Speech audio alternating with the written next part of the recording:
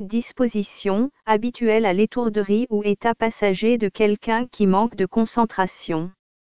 La distraction est une des armes que l'ennemi de nos âmes utilise pour nous détourner du chemin de Christ ou dans le monde faire en sorte que les hommes pensent à autre chose que le temps dans lequel nous sommes. Aujourd'hui, à travers les nouvelles technologies comme les tablettes, les smartphones, les ordinateurs, nous passons beaucoup de temps sur les réseaux sociaux comme Facebook, Viber, WhatsApp ou encore Snapchat.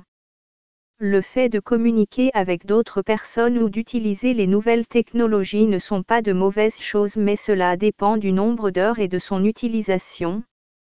Internet est un outil qui nous donne deux choix, la vie ou la mort, les sites impies, pornographie, musique mondaine, convoitise etc., ou des sites édifiants, prédication, partage de la parole, louange etc. J'en prends aujourd'hui à témoin contre vous le ciel et la terre, j'ai mis devant toi la vie et la mort, la bénédiction et la malédiction. Choisis la vie, afin que tu vives, toi et ta postérité. Deutéronome 30, 19. Aujourd'hui, le temps passe très vite, nos journées sont rythmées par le travail ou l'école, en fonction de notre âge, une fois notre journée terminée, quelles sont nos occupations? Passons-nous du temps avec notre Créateur pour le connaître ou comprendre sa parole par son esprit? Sommes-nous des chrétiens du dimanche qui vivent comme le monde le reste de la semaine et ayant dans notre cœur des désirs sensuels et charnels au point d'envier les personnes qui ne connaissent pas le Seigneur? Hommes et femmes adultères, ne savez-vous pas que l'amitié du monde est inimitié contre Dieu? Celui donc qui voudra être ami du monde, se rend ennemi de Dieu.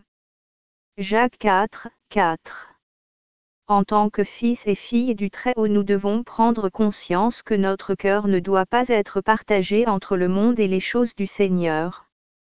Nous devons prendre conscience que ce que nous utilisons quotidiennement sont des instruments créés par des serviteurs de Satan pour amener à l'idolâtrie. Devons-nous ne plus utiliser ce type de technologie à cause de cela? Non, mais nous devons garder notre cœur de ces choses. Si vous prenez le train ou les transports en commun, vous constaterez que très peu de personnes communiquent entre elles, mais la plupart sont sur leur téléphone ou tablette. Ces outils qui paraissent anodins seront bientôt indispensables au quotidien des personnes. À travers cette technologie, Satan veut rendre esclaves les hommes, veillons et soyons-en conscients.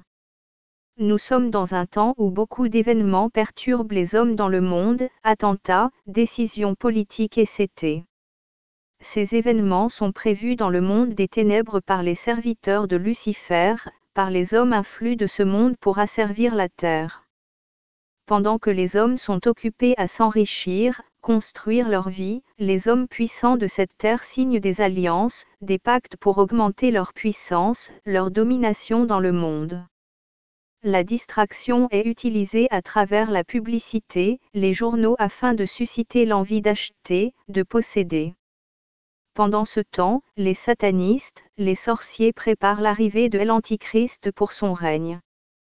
Sur cette terre tout paraît être en ordre, mais dans le monde des ténèbres les anges de Satan s'affairent à préparer les cœurs à l'acceptation de la venue de l'homme impie.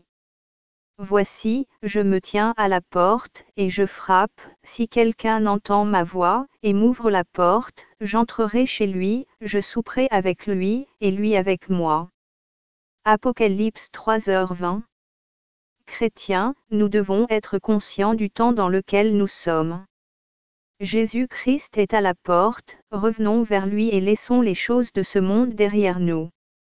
Quand nous ne regardons point aux choses visibles, mais aux invisibles, car les choses visibles ne sont que pour un temps, mais les invisibles sont éternels. 2 Corinthiens 4h18. Sachons que nous sommes dans une guerre et que les temps sont mauvais pour l'homme. De plus en plus, les hommes de ce monde comprennent que nous sommes à la fin des temps. Les mœurs sont renversées, le péché se banalise, les hommes deviennent de plus en plus rebelles à Dieu, des lois contre la parole de Dieu sont votées. Soyons prêts car notre Maître revient, les signes de son avènement sont devant nous. repentons-nous de nos péchés, mettons nos vies en règle, reconnaissons nos erreurs devant le trône du Père. Sanctifions-nous, rejetons avec force ce système démoniaque et manifestons l'amour autour de nous. Jésus-Christ revient.